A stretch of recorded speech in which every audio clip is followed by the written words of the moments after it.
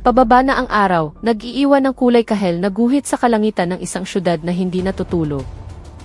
Mula sa isang makintab na gusaling gawa sa salamin at bakal sa puso ng Makati, lumabas si Maya, isang babaeng tila may sariling liwanag.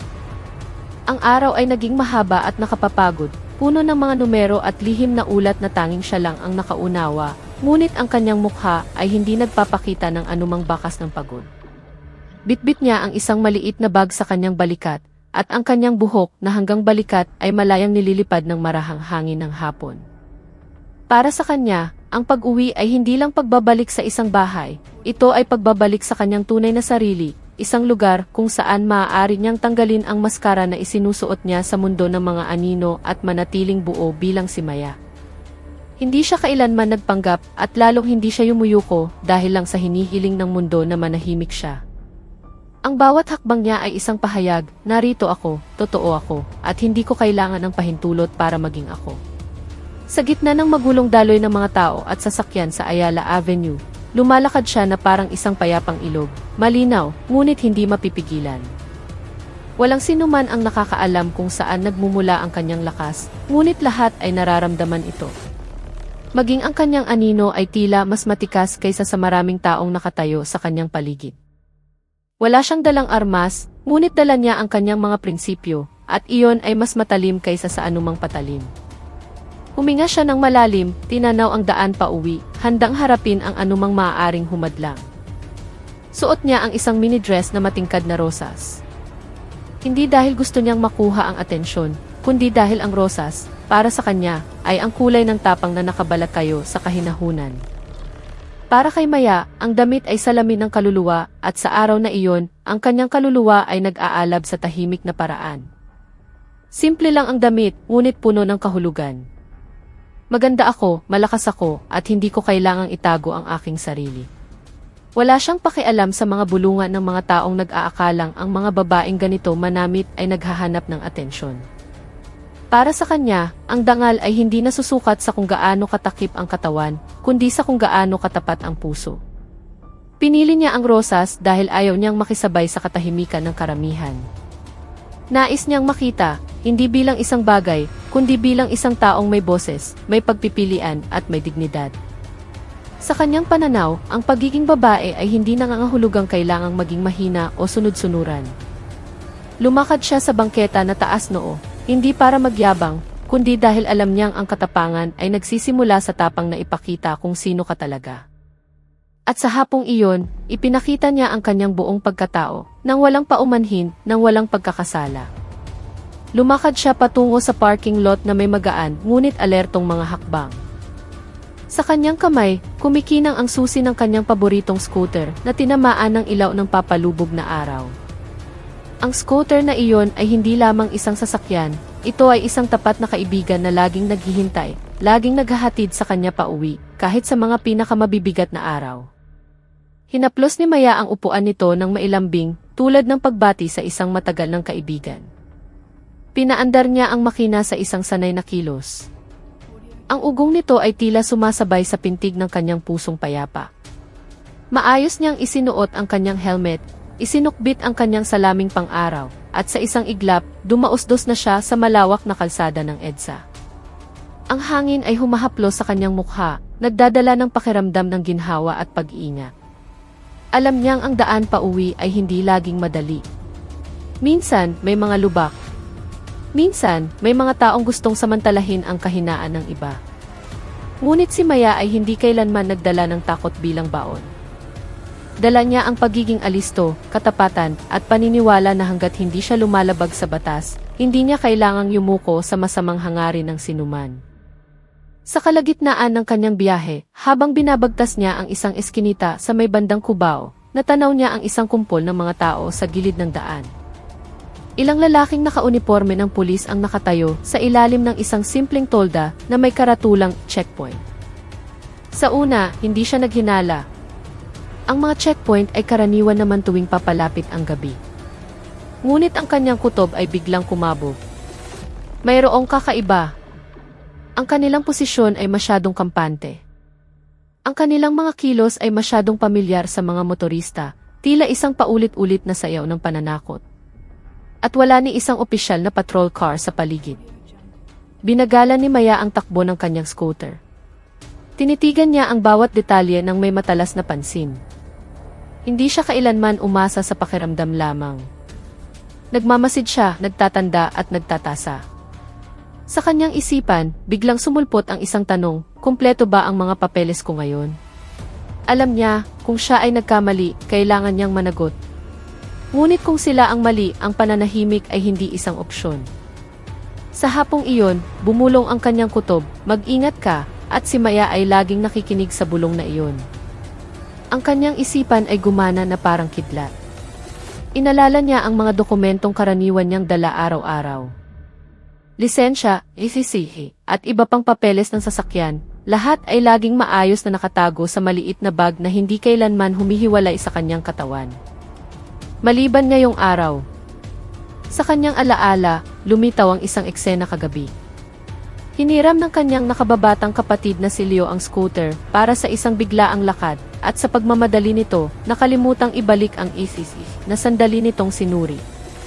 Huminga ng malalim si Maya, hindi dahil sa pagkataranta, kundi dahil sa pagkilala na mayroong butas sa kanyang kahandaan. Gayunpaman, hindi niya naramdaman ang labis na pagkakasala. Ang pagkakamali ay mananatiling pagkakamali at mas gusto niyang aminin ito kaysa magtago sa likod ng kasinungalingan o suhol. Para sa kanya, ang integridad ay hindi tungkol sa pagiging perpekto, kundi tungkol sa pagiging tapat kapag hindi ka perpekto. Agad siyang tumabi sa bangketa, pumili ng isang ligtas na lugar na nagpapahintulot sa kanya na magmasid pa rin sa sitwasyon sa unahan. Sa isang mahinahong kilos, binuksan niya ang kanyang maliit na bag at sinuri isa-isa ang mga dokumento. Kumpleto ang kanyang lisensya, naroon din ang iba pang papeles, tanging ang ECC ay lang talaga ang wala. Dahan-dahan niyang isinara ang bag, ang kanyang mukha ay nanatiling kalmado, walang bahid ng kaba. Sa kanyang isipan, nakapagpasya na siya, kung mapatunayang nagkasala, dahil sa hindi pagdadala ng ECC, tatanggapin niya ang tiket ayon sa tamang proseso. Hindi kailangan ng debate, hindi kailangan ng negosasyon. Naniniwala siya sa isang makatarungang patakaran at hindi niya hahayaang ang hiya o takot ay maging dahilan upang labagin niya ang kanyang mga prinsipyo. Huminga siya ng malalim, muling pinaandar ang kanyang scooter, handang ipagpatuloy ang biyahe at handang harapin ang anumang naghihintay sa unahan. Sa kanyang alaala, malinaw na hiniram ng kanyang kapatid ang scooter dahil sa isang emergency. Sinuri pa nito ang rehistro upang tiyakin na walang atraso sa buwis, pagkatapos ay nakalimutang ibalik bago matulog. Ngayon, ang dokumentong iyon ay nakapatong pa rin sa mesa ni Leo, habang siya ay nasa gitna ng daan, humaharap sa isang posibleng checkpoint. Hindi sinisi ni Maya ang sinuman kahit ang kanyang sarili. Ang maliliit na pagkakamali ay nangyayari sa lahat. Ang mahalaga ay kung paano ito tinutugunan. Hindi siya naghanap ng dahilan o umasa na ililigtas siya ng swerte. Para sa kanya, ang pag-amin sa pagkakamali ay isang anyo ng lakas, hindi kahinaan.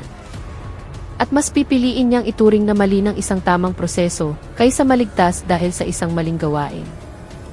Hindi siya nataranta, ang kanyang pulso ay nanatiling matatag, ang kanyang mga kamay ay hindi nanginginig. Sa katahimikan, pinatibay niya ang kanyang determinasyon. Kung talagang nagkasala dahil sa hindi pagdadala ng ECC, tatanggapin niya ang kahihinatnan. Hindi kailangang tumakas, hindi kailangang manuhol, at lalong hindi kailangang magsinungaling. Naniniwala siya na ang isang mabuting batas ay hindi dapat katakutan, bagkus ay dapat protektahan. At kung kailangan siyang tiketan, hahayaan niya itong maging isang aral, hindi isang kahihiyan. Ang tanging tinatanggihan niya ay kapag ang batas ay ginagamit bilang kasangkapan para mangikil. Sa paniniwalang iyon, dahan-dahan niyang pinihit ang silinyador, ipinagpatuloy ang pag-usad patungo sa checkpoint na papalapit na. Ang kanyang mga mata ay nakatuon, ang kanyang katawan ay alisto, ngunit ang kanyang puso ay payapa dahil alam niyang hanggat siya ay tapat, hindi siya kailanman tunay na nag-iisa.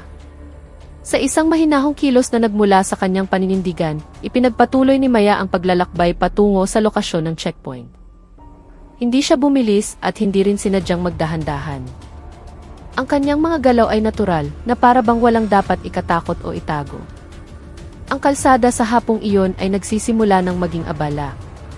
Isa-isang nagsisindi ang mga ilaw poste at ang mahabang anino ng kanyang scooter ay humahaba sa aspalto. Mahigpit ngunit relax ang kanyang pagkakahawak sa manibela. Ang kanyang katawan ay tuwid, ang kanyang mga mata ay mapagmatsyag. Sa kanyang puso, handa na siya. Kung mapatunayang lumabag dahil sa hindi pagdadala ng ECC, tatanggapin niya ang tiket ng walang protesta. Para sa kanya, ang paggalang sa batas ay hindi isang bulag na pagsunod, kundi isang pagpapakita ng responsibilidad bilang isang mamamayang may kamalayan sa batas. Habang papalapit, may napansin siyang hindi tama. Maraming motorista ang sinisita sandali lamang, pagkatapos ay may idinudukot sa kanilang kamay bago payagang umalis. Walang anumang porma ng tiket, walang opisyal na talaan, tanging mabilis na bulungan at isang mapanlinlang na ngiti ang nagpapalitan. Nagmasid si Maya mula sa malayo. Bahagya siyang napakunot noo. Hindi ito isang ordinaryong checkpoint. Ito ay isang gawain ng pangingikil na nagpapanggap bilang pagpapatupad ng batas. Agad na nalaman ng kanyang puso na sila ay hindi mga tagapagbantay ng batas, kundi mga maninira ng tiwala ng publiko. Ngunit hindi siya huminto o lumiko. Sa halip, lalo niyang hinigpitan ang hawak sa manibela. Para kay Maya, ang katotohanan ay hindi dapat iwasan, ito ay dapat harapin. Kahit na kailangan niyang mag-isa sa gitna ng isang karamihang tahimik. Dumating si Maya sa tapat ng checkpoint, dahan-dahan ang takbo ng kanyang scooter. Tinitigan niya ang bawat kilos ng mga unipormadong lalaki, ang paraan ng kanilang pagsasalita, ang paraan ng kanilang pagtanggap ng pera, ang paraan ng pagpapaalis sa mga motorista ng walang opisyal na proseso. Lahat ay tila peke. Parang isang dula na inuulit araw-araw para sa pansariling kapakanan. Sigurado siya na hindi ito isang opisyal na operasyon. Walang plaka ng unit, walang numero ng ulat, lalo na't walang saksi mula sa tunay na kapulisan. Ito ay isang illegal na checkpoint. Isang lugar kung saan ang batas ay ibinebenta ng mura at ang katarungan ay inililibing sa katahimikan ng mga takot na motorista. Ngunit si Maya ay hindi ang tipo ng taong mananahimik dahil lang sa takot. Para sa kanya, ang katahimikan sa gitna ng kawalang katarungan ay katumbas ng isang lihim na pagsang-ayon. At ipinangako niya sa kanyang sarili, hindi na muli. Nang dumating ang kanyang pagkakataon, maayos niyang itinabi ang kanyang scooter sa gilid ng daan. Dahan-dahan siyang bumaba, binuksan ang kanyang maliit na bag, at ibinigay ang mga dokumentong hawak niya, lisensya at iba pang papeles, nang may mahinahon ngunit matatag na kilos. Ang kanyang mga mata ay direktang nakatitig sa lalaking sumalubong sa kanya, walang takot, ngunit hindi rin nanghahamon. Alam niya ang kanyang posisyon. Siya nga ay nagpabaya dahil hindi niya dala ang rehistro, ngunit alam din niya ang kanyang hangganan. Hindi siya magbabayad sa labas ng proseso para lang makalusot. Sa isang malinaw ngunit mahinang boses, sinabi niya, "Paumanhin po, sir. Hindi ko po dala ang ECC ko. Handa po akong magpatiket ayon sa batas."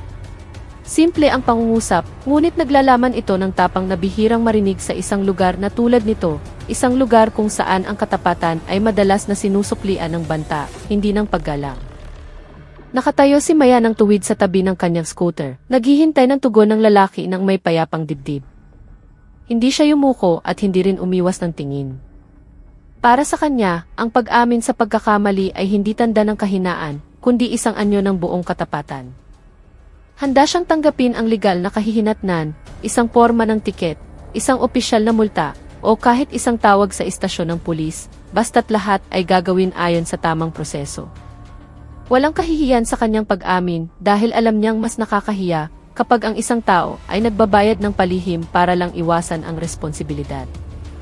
Sa kanyang puso, nangako siya sa sarili, kung kailangan niyang magbayad, hayaan itong mapunta sa kaban ng bayan, hindi sa bulsa ng mga tiwaling individual na ginagamit ang uniforme para sa krimen. Ang pulis na tumanggap sa kanya ay isang matabang lalaki na may makapal na bigote at mga matang naniningkit na parang laging nagkukwenta ng kikitain. Nang marinig niyang si Maya ay humihiling na tiketan ng opisyal, bigla itong tumawa, isang tawang puno ng panlilinlang, na para bang nakakita siya ng isang inosenteng biktima na madaling manipulahin. Lumapad ang kanyang ngiti, ngunit hindi ito umabot sa kanyang malamig na mga mata. "So, alam mo palang may mali ka," sabi niya habang lumalapit. Ang kanyang boses ay sadyang ibinaba upang si Maya lang ang makarinig. Kung ganon, bayaran mo na lang ngayon. 5,000. Ayos na. Makakauwi ka na agad, Miss Ganda. Ang kanyang mga salita ay sinamahan ng isang mapang-akit na ngiti na para bang nag-aalok ng isang shortcut na sa katotohanan ay isang patibong. Ngunit si Maya ay hindi natukso. Alam niya na sa likod ng ngiting iyon, hindi kabutihan ang iniaalok, kundi isang pagtataksil sa sinumpaang tungkulin na dapat nilang itaguyod. Ang alok na 5,000 piso ay lumutang sa hangin, nababalot ng isang peking ngiti at isang tingin ang tagumpay mula sa matabang pulis. Kumpiyansa siyang susunod si Maya, tutal, hindi ba't mas pinipili ng lahat ang madaling daan? Ngunit nagkamali siya. Si Maya ay hindi kumurap, hindi na tinag sa tukso o sa banayad na panggigipit na iyon. Para sa kanya, ang pagbabayad sa lugar na iyon ay hindi solusyon, ito ay pagtataksil sa prinsipyong matagal na niyang pinanghahawakan. Ang katapatan ay hindi dapat ikompromiso, lalo na't hindi dapat presyuhan ng pera sa gilid ng daan. Tumingin siya ng diretso sa mga mata ng lalaki, walang galit, ngunit walang bahid ng pag-aalinlangan. Sa isang mahinahon ngunit matatag na boses, sumagot si Maya, paumanhin po, sir. Magpapatiket na lang po ako. Ayoko pong magbayad dito. Simple ang pangungusap, ngunit parang isang sampal ito sa lalaki. Agad na nagbago ang kanyang ekspresyon.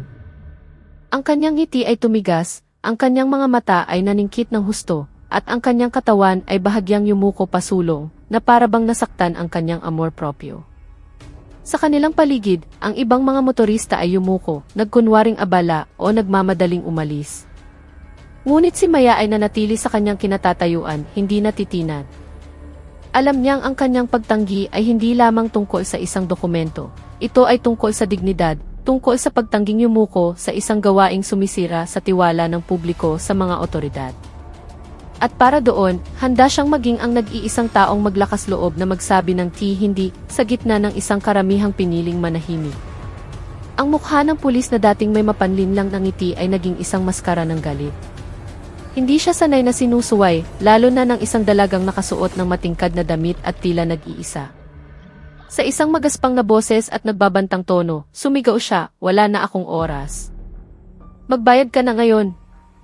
Marami pa akong aasikasuhin. Sinubukan niyang gipitin si Maya gamit ang kanyang peking kapangyarihan, na para bang sapat na ang kanyang otoridad bilang pulis upang pasunurin ang sinuman. Pagkatapos, sa isang mapanghamak na tono, idinagdag niya, ang ganda-ganda mo, pero ang kuripot mo naman. Bakit ayaw mong magbayad? Ang insulto ay sinadyang ibinato, umaasang si Maya ay mapapahiya o matatakot at sa huli ay susuko. Ngunit si Maya ay hindi natinag. Sa halip, sinadya niyang lakasan ang kanyang boses upang marinig ng mga motorista sa paligid. Gusto ko pong magbayad, sir, sabi niya ng may diin. Pero hindi dito. Kasi kapag dito ako nagbayad, sa bulsa niyo lang mapupunta ang pera.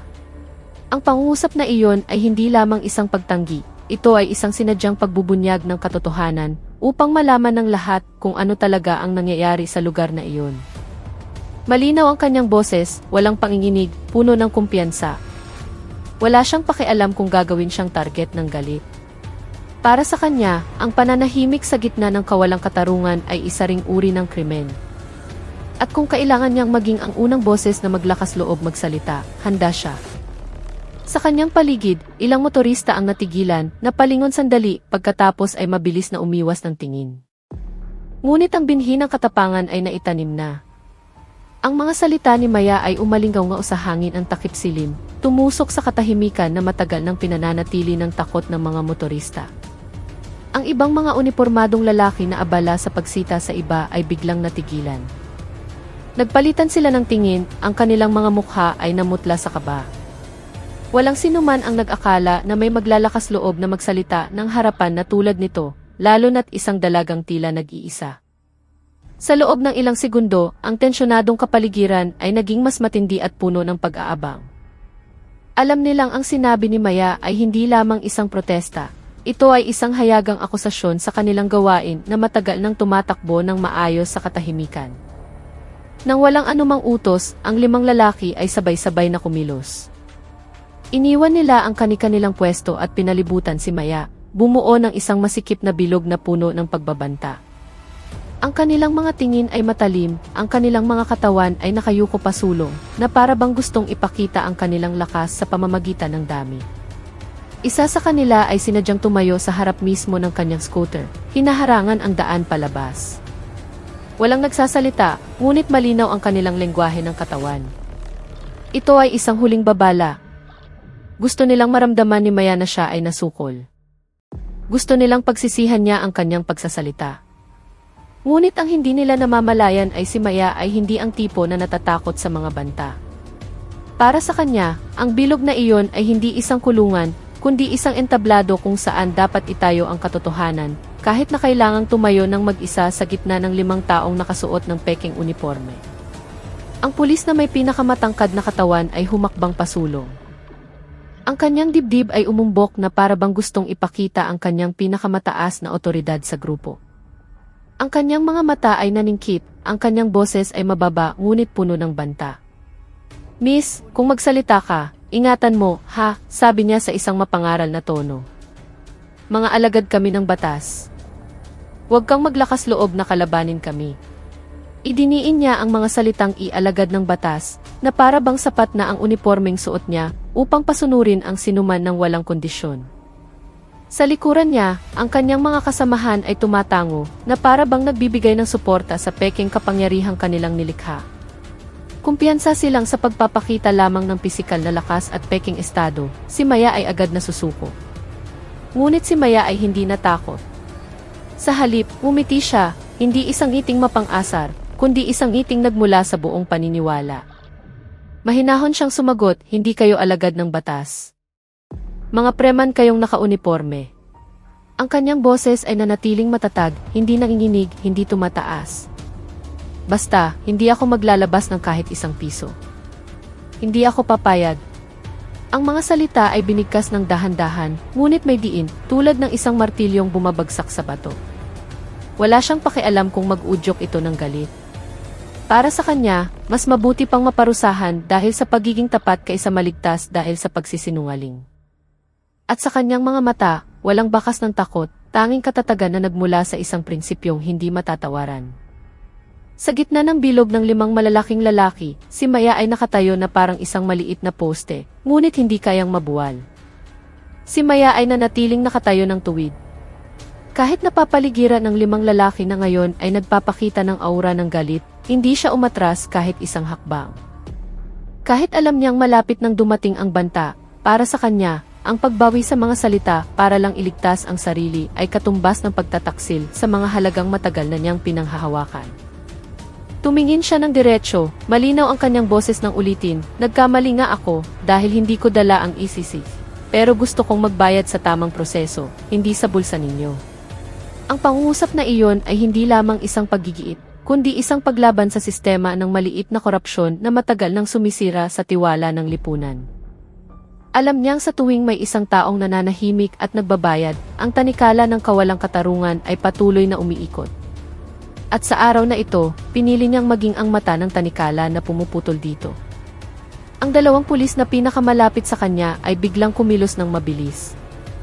Nang walang babala, marahas nilang hinawakan ang kanyang mga braso, sinusubukang hilahin siya pababa mula sa scooter. Sinubukan ni Maya na pumalag, ngunit mas malakas ang kanilang pisikal na lakas. Pilit siyang ibinaba. Ang kanyang mga paa ay kinaladkad sa magaspang na aspalto. Ang kanyang maliit na bag ay nahulog sa lupa.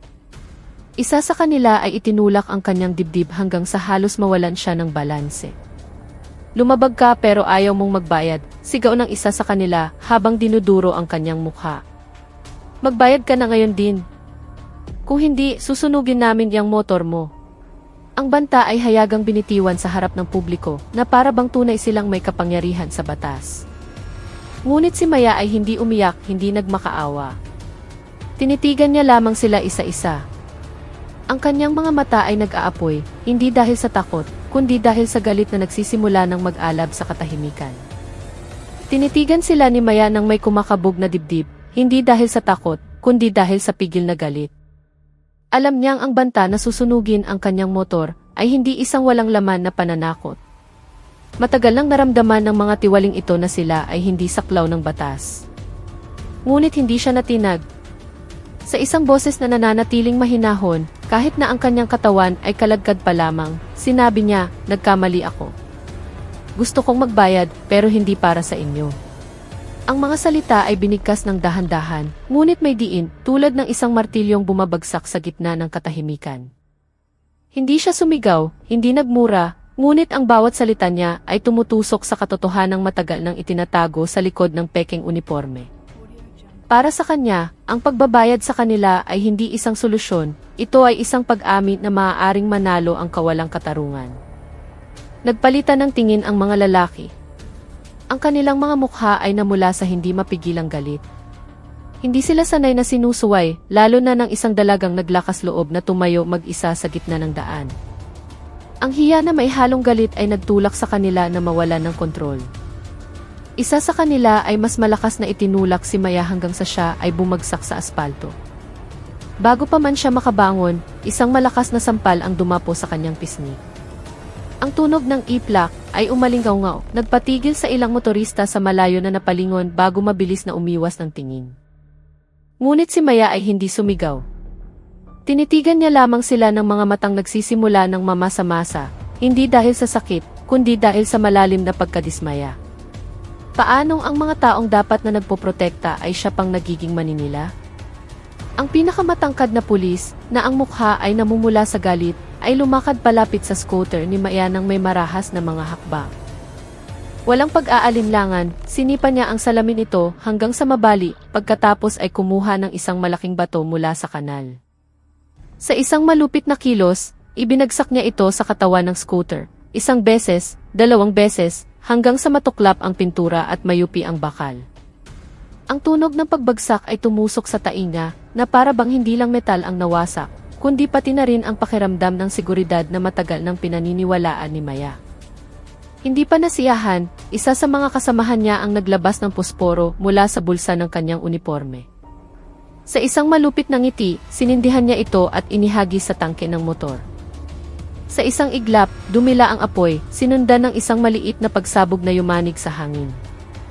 Ang pinakamamahal na scooter ni Maya ay nasusunog sa gitna ng daan, sinasaksihan ng dose-dosenang pares ng mga matang tahimik.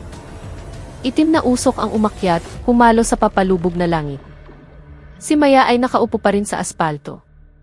Ang kanyang pisngi ay namumula sa sampal, ang kanyang mga tuhod ay may gasgas mula sa marahas na pagkaladkad. Tinitigan niya ang kanyang nasusunog na motor ng walang imik. Ngunit ang kanyang mga luhang nagsimulang dumaloy ay hindi nagmula sa kalungkutan o kawalan ng magawa. Umiiyak siya dahil sa galit na masyadong malaki upang pigilan. Ang bawat liyab ng apoy sa kanyang motor ay simbolo ng pagtataksil sa batas, sa tiwala ng publiko, sa sumpang dapat nilang itaguyod bilang mga alagad ng batas. Sa kanyang paligid, ang mga tao ay nakatayo lamang na parang mga estatwa. Walang nangahas magsalita.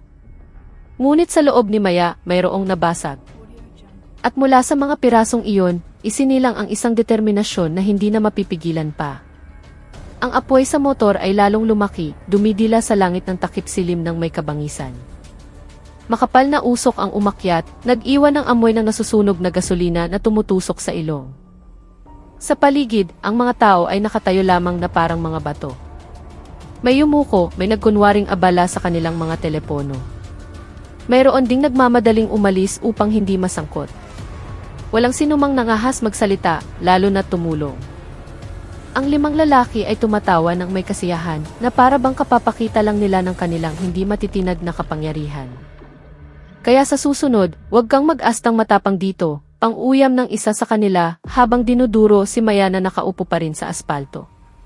Motor lang sinunog, umiiyak na. Babae nga naman ang hina.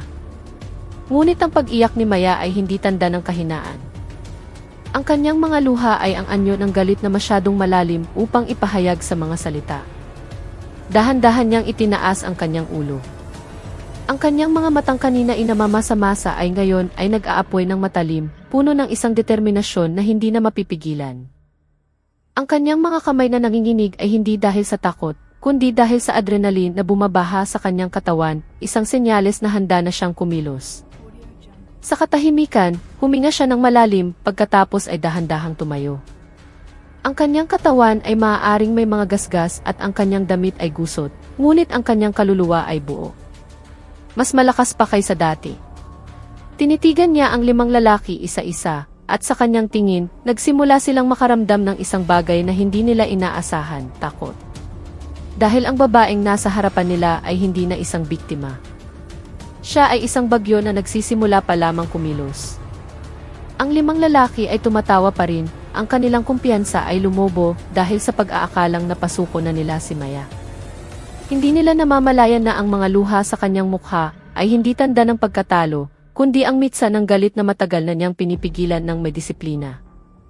Sa katahimikan, tinipon ni Maya ang bawat sakit, sa pisnging namumula, sa mga tuhod na may gasgas, sa pusong nasugatan sa panonood ng kanyang motor na nasusunog at ginawa itong enerhiya.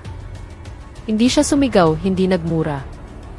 Kumilos lamang siya ng may bilis na nakakagulat. Humakbang siya pasulong at sinipa ng malakas sa tiyan ang unang lalaki. Ang lalaki ay natumba, hindi makahinga, pagkatapos ay bumagsak na parang isang sako. Hindi doon natapos ang kilos ni Maya. Mabilis siyang umikot, sinangga ang braso ng pangalawang lalaki na sumusubok sa kalin siya, pagkatapos ay gumanti ng isang siko sa kanyang panga. Tumilapon ang katawan ng lalaki sa gilid, ang kanyang mga ngipin ay nagkiskisan ng malakas. Ang pangatlo ay sumubok sumalakay mula sa likuran. Ngunit inasahan na ito ni Maya. Yumuko siya, umikot, pagkatapos ay pinatumba ito ng isang sapo sa binti na tumama sa kanyang tuhod. Sa loob ng ilang segundo, 3 lalaki na ang nakahandusay. Ang pang-4 at pang-5 ay nagkatinginan. Ang kanilang mga mukha ay namutla. Ngayon lang nila napagtanto na ang babaeng nakarosas na damit ay hindi isang ordinaryong mamamayan. Siya ay sanay, kalmado at puno ng kontrol. Ang bawat kilos niya ay episyente, walang nasasayang. At ang pinaka nakakatakot, hindi siya titigil hanggat ang lahat ng kasamaan sa harap ng kanyang mga mata ay hindi pa tuluyang napaparalisa. Sinubukan ng ika-4 na lalaki na bunutin ang batuta sa kanyang baywang. Ngunit bago pa man niya ito may angat, nasa tabi na niya si Maya. Sa isang mabilis na kilos, hinawakan niya ang pulso ng lalaki, ipinihit ito sa likod, pagkatapos ay pinabagsak siya sa isang shoulder lock na nagpasigaw sa kanya sa sakit. Bumagsak ang kanyang katawan sa aspalto, hirap huminga. Ang ika-5 lalaki, ang pinakamatangkad at pinakamayabang kanina, ay ngayon ay umaatras. Ang kanyang mukha ay puno ng takot. Sinubukan niyang tumakbo, ngunit binato ni Maya ng isang maliit na bato ang kanyang mga paa, na nagpatisod sa kanya. Bago pa man siya makabangon, nakatayo na si Maya sa ibabaw niya, isang paa ang nakadiin sa kanyang dibdib, ang kanyang tingin ay matalim na parang talim ng kutsilyo. Ang 5 lalaking kanina ay mayabang at malupit ay ngayon ay nakahandusay na walang magawa, nakayuko sa parehong lupang pinagsunugan nila ng kanyang motor. Sila ay umiiyak, ang kanilang mga boses ay nanginginig sa hiya at takot. Patawad, ma'am. Patawarin niyo po kami, hikbi ng matabang lalaki habang dahan-dahang gumagapang. Nanginginig ang kanyang mga kamay. Hindi na po namin ulitin, pangako. Nagsisisi na po talaga kami. Ang kanilang mga salita ay magulo, puno ng pagkataranta, na para bang ngayon lang nila napagtanto kung gaano kalaki ang kanilang pagkakamali. Ngunit si Maya ay hindi natinag. Hindi siya gumanti ng pang-uyam, hindi na rin nanakit. Nakatayo lamang siya sa gitna nila. Ang kanyang hininga ay dahan-dahang bumabalik sa normal, ang kanyang katawan ay tuwid kahit pagod. Para sa kanya, ang tagumpay ay hindi nasusukat sa kung gaano kalubha ang sugat ng kalaban, kundi sa kung gaano katatag siyang nanatiling nakatayo nang hindi nawawala ng dignidad. At sa araw na ito, nanalo siya, hindi dahil sa nanira siya, kundi dahil sa pagtangging magapi ng kawalang katarungan. Hindi sinayang ni Maya ang oras sa pakikinig sa mga paumanhin na nagmula lamang sa takot. Alam niyang ang pagsisising ipinilit ng takot ay hindi magbabago sa isang sirang sistema, ngunit ang isang tamang ulat ay kaya. Sa isang mahinahong kilos, lumakad siya patungo sa kanyang maliit na bag na nakakalat sa lupa. Kinuha niya muna ang kanyang telepono upang tiyakin na walang sira, pagkatapos ay dinukot ang isang encrypted satellite phone na matagal nang maayos na nakatago sa isang lihim na bulsa ng kanyang bag. Ang gamit na iyon ay hindi pag-aari ng isang ordinaryong tao. Ang disenyo nito ay espesyal. May maliit na logo na tanging mga nasa piling lupon ng seguridad lamang ang nakakakilala. Pinindot niya ang isang pindutan sa gilid, binuksan ito sa isang dampi, pagkatapos ay mabilis at tiyak na inayos ang frequency. Isang sandaling static ang narinig bago siya nagsalita, malinaw at kalmado. Delta negatibo 1 to Central. Humihingi ng agarang responde sa kalye Sampaguita, kanto ng Macopa, Cubao. 5 individual na nagpapanggap na pulis, sangkot sa iligal na checkpoint, pangingikil, pananakit, at pagsunog ng pribadong ari-arian. Nasa lokasyon pa rin sila, hindi armado ng baril, ngunit agresibo. Ulitin, humihingi ng agarang aksyon. Ang ulat ay ibinigay ng walang panginginig, walang labis na emosyon, tulad ng isang regular na ulat na paulit-ulit na niyang sinanay. Sa kanyang paligid, nagsimulang magbulungan ang mga tao, nagtataka sa babaeng nakarosas na damit na biglang nagsasalita sa isang satellite phone nang may ganoong kaopisyal na tono. Samantala, ang 5 nasugatang lalaki ay nagpalitan ng tingin, ang kanilang mga mukha ay lalong namutla. Ngayon lang nila napagtanto na si Maya ay hindi isang ordinaryong biktima. Siya ay bahagi ng isang bagay na mas malaki. At kasasagad lang nilang kalabanin ang isang kapangyarihang hindi nila dapat ginalaw. Nang marinig ang boses ni Maya sa radyo, ang 5 lalaki ay tuluyang namutla. Nagkatinginan sila na may mga matang puno ng bagong takot. Ngayon nila napagtanto kung sino talaga ang babaeng inakala nilang isang madaling biktima. Isa sa kanila, ang pinakamataba at may makapal na bigote, ay nanginginig ang boses ng magsalita ng mahina, ikaw. Isa kang operatiba? Ngunit hindi sumagot si Maya. Tinitigan niya lamang ito sandali pagkatapos ay kumurap ng isang beses. Sapat na iyon upang maramdaman ng lalaki na nanigas ang kanyang dugo. Walang nang salitang kailangang sabihin. Sa kanilang mundo na puno ng mga senyas at simbolo, ang isang kurap na iyon ay sapat ng magsalita, napakalaki ng pagkakamali ninyong guluhin ang maling tao. Hindi pa lumilipas ang 15 minuto mula nang ipadala niya ang kanyang ulat, narinig na ang tunog ng mga sirena mula sa malayo. Sa una ay mahina, pagkatapos ay lalong lumilinaw, umuugong sa kahabaan ng daan na nagsisimula ng dumilim. Ang mga kumikislap na ilaw na asul at pula ay tumatama sa mga pader ng mga gusali, na nagpapaliit lalo sa anino ng 5 lalaki. Sa isang iglap, 3 opisyal na patrol car ang huminto paikot sa lokasyon. Bumukas ang mga pinto at maraming pulis na nakakumpletong uniforme ang bumaba ng may sanay na kilos. Agad nilang sinunggaban ang 5 lalaki nang walang anumang tanong, pinusasan ang kanilang mga kamay na nanginginig pa rin. Bago umalis sa lugar, ang mga tunay na pulis ay huminto sandali sa harap ni Maya. Walang pag-aalinlangan, isa-isa silang sumaludo bilang isang anyo ng pagkilala sa kanyang katapangan. Pagkatapos, sa isang katahimikang puno ng kahulugan, dinala nila ang mga salarin, iniwan si Maya na nakatayong mag-isa sa gitna ng daan na ngayon ay nagsisimula ng tumahimik. Naliliwanagan ng ilaw poste at ng natitirang usok mula sa kanyang sunog na motor. Ilang linggo ang lumipas, ang paglilitis ay ginanap sa korte na may mahigpit na seguridad at mataas na interes ng publiko. Dumalo si Maya hindi bilang isang marupok na biktima, kundi bilang isang susing saksi na kalmado at puno ng kumpiyansa.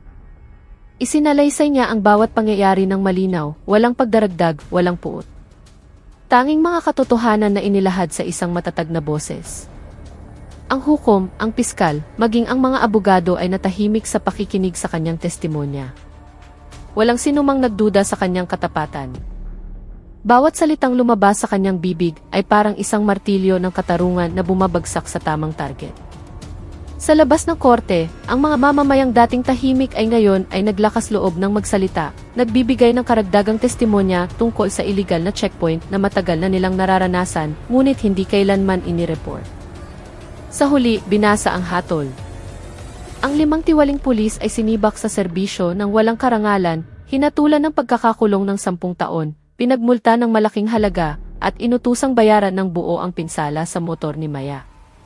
Ang hatol na iyon ay hindi lamang isang parusa, ito ay isang opisyal na pahayag na buhay pa ang katarungan, na ang tapang ng isang dalaga ay maaaring yugyugin ang isang korap na sistema. Tinanggap ni Maya ang desisyon ng walang sigaw ng tagumpay. Para sa kanya, hindi ito tungkol sa paghihiganti, kundi sa pagpapanumbalik ng tiwala na ang batas ay maaari pa ring ipatupad, na ang katapatan ay pinahahalagahan pa rin, at na ang isang babaeng nakatayong mag-isa sa gitna ng daan ay maaaring maging isang liwanag na nagtataboy sa kadiliman. At mula sa araw na iyon, marami ang nagsimulang tumawag sa kanya, hindi lang Maya, kundi Binibining Rosas, isang simbolo ng katapangan na hindi kailanman yumuyuko sa kawalang katarungan. Ang kwento ni Maya ay nagpapaalala sa atin ng isang bagay na madalas nating nakakalimutan.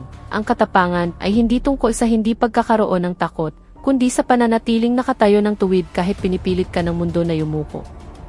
Ang katapatan ay maaaring hindi laging maging dahilan ng iyong kaligtasan, ngunit ito ang laging magpapanatili sa iyong pagkatao na buo. At ang pananahimik sa gitna ng kawalang katarungan ay hindi isang matalinong kilos, ito ay isang anyo ng pakikipagsabuatan sa mismong krimen.